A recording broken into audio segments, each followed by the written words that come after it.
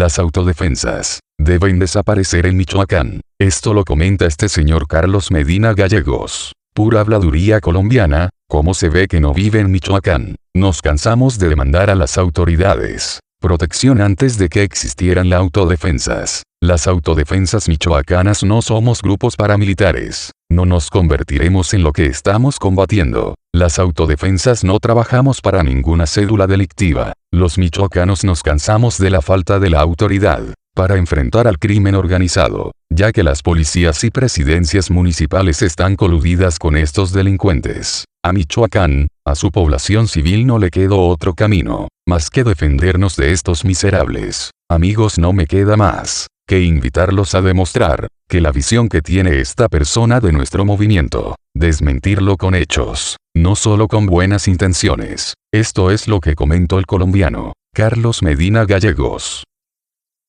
De los caballeros templarios, que representa un sector del narcotráfico, del tráfico de drogas y del crimen transnacional mexicano en el marco de la gran conflictividad que tiene esta nación con los grupos y los distintos cárteles que allí se vienen desarrollando y que son los que establecen las alianzas internacionales con otros cárteles que hay en América Latina y cárteles que hay al otro lado de la frontera mexicana en los Estados Unidos para el tráfico de muchas cosas, no solamente de narcóticos, sino de personas, de armas, de la criminalidad en general. Primer elemento, que surja un grupo que venga a hacer actividades paraestatales en confrontar la criminalidad organizada, cuando eso es una responsabilidad del Estado mexicano y de su institucionalidad, de la fuerza pública, de la ¿Pero qué están haciendo, las fuerzas de policía? ¿Qué están haciendo estos grupos mexicanos de autodefensa similar a lo que ocurrió en Colombia y en qué errores están coincidiendo también? Primero, es necesario que se sepa que no es bueno armar a la población, porque las armas en manos de una población pueden tomar distintas direcciones. Estas armas de los grupos de autodefensa que se están construyendo en México pueden terminar en alianzas, como ya se ha comenzado a notar o se ha comenzado a develar con organizaciones de los grupos criminales y de los cárteles mexicanos. O sea, hay una línea muy delgada entre lo que hacen estos grupos de civiles armados llamados autollamados autodefensas y grupos criminales de la delincuencia organizada. Sí, hay una estrecha relación, o se puede establecer una estrecha relación. Por una razón, porque igual que en Colombia, hubo un momento en que el gobierno nacional legalizó esos grupos, y esos grupos se le salieron de la mano al gobierno. Como está ocurriendo en México. Al servicio de los cárteles del narcotráfico. Como está ocurriendo en México. Bueno, no sé si en México está pasando lo mismo, al parecer sí está pasando lo mismo. Se le salen de las manos los procesos de legitimación que se le da, buscando de que sirvan como fuerzas de acompañamiento a la fuerza pública, y después de estos grupos terminan organizados con las bandas criminales, con los cárteles del narcotráfico y sobre todo extorsionando y convirtiéndose en un peso económico y construyendo sobre la base del terror y del miedo las relaciones con la población, generando procesos de desplazamiento forzado, generando procesos de despojo, generando procesos de acumulación desde el crimen organizado y empoderando a sus comandantes y empoderando a sus jefes en unos niveles de desempeño criminal que terminan articulados a todos los circuitos del capitalismo criminal que se desarrolla en nuestros países, unidos al problema de la droga y al problema de la ilegalidad en todos los aspectos.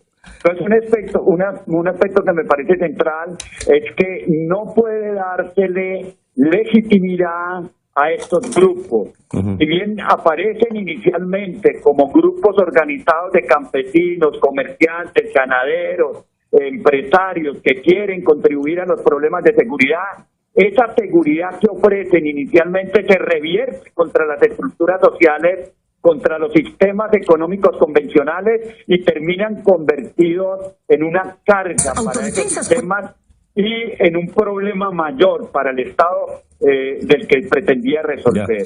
Por esa razón, las autodefensas, como se han constituido, deben ser combatidas, deben ser disueltas. No se puede permitir que civiles se organicen para que cumplan funciones del Estado. Yo sé de las múltiples dificultades que tiene el gobierno mexicano para parar y frenar el crimen organizado. Sé de las fortalezas que tiene ese crimen organizado en términos de sus grupos paramilitares. Es que surgen como autodefensas, pero terminan como grupos paramilitares y posteriormente migran al narcoparamilitarismo. ¿Qué tanta distancia terminan con el crimen organizado? Doctor Medina, ¿qué tanta distancia hay entre los grupos de autodefensas y paramilitares? Todos los grupos surgen como grupos de autodefensa. ¿Contra qué? Contra una agresión que siente la población que se encuentra en una situación de agresión y siente la necesidad de organizarse para defender. Esos grupos así planteados, posteriormente, cuando adquieren fuerza, cuando se consolidan, cuando se convierten en auténticos ejércitos, entonces migran hacia lo paramilitar y comienzan a dominar y a someter territorios, a administrar los territorios, a controlar las actividades económicas, sociales y de población, la actividad en general de lo que el territorio desarrolla para garantizar el bienestar de su población. Y terminan como grupos criminales. Los grupos nuestros surgieron como autodefensas, campesinos, comerciantes, ganaderos, empresarios perseguidos por la insurgencia que se vieron en la necesidad de organizarse para defenderse.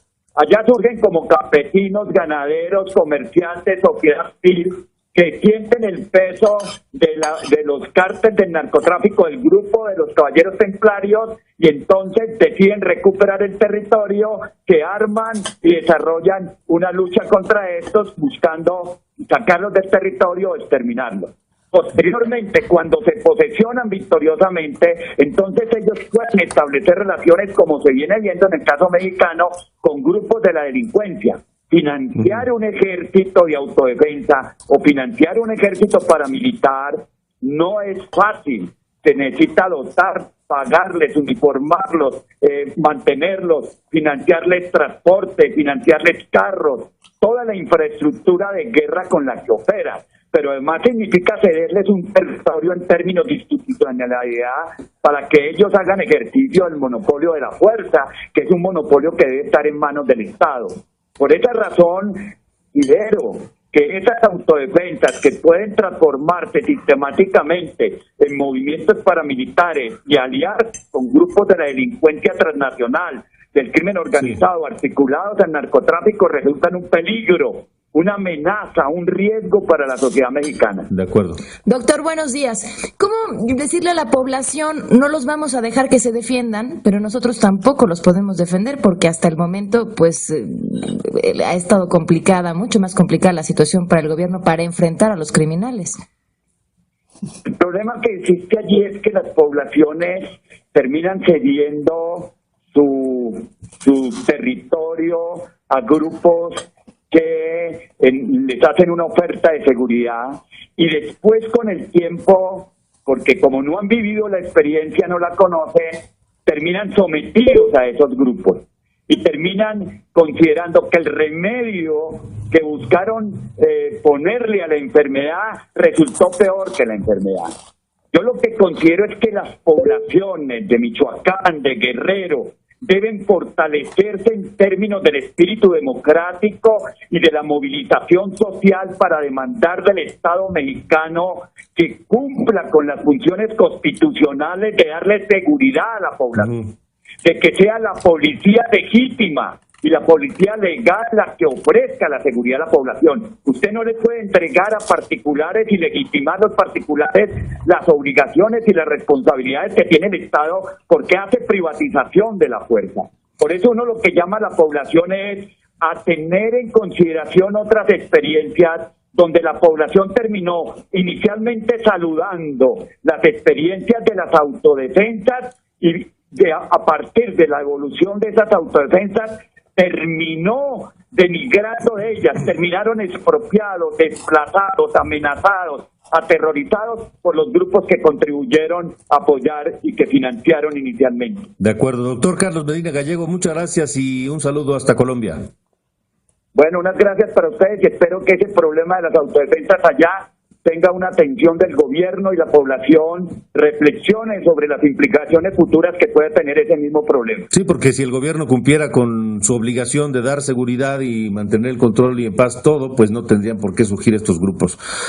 De acuerdo. Además de que la sociedad demande la seguridad de parte del gobierno y no permita que crezca este fenómeno al interior, que en nuestro caso dejó más de 300.000 muertos y dejó 60.000 desaparecidos y dejó 5,5 millones desplazados. Que eso no le pase a México y que México pueda encontrar en el orden institucional y legal la solución a sus problemas de seguridad. Muchas gracias, doctor Carlos Medina. Un saludo hasta Colombia nuevamente. Bueno, que estén muy bien. Buen día. El doctor Carlos Medina Gallego es investigador de la Universidad Nacional de Colombia, experto en estos asuntos. Vamos a una pausa. Estamos en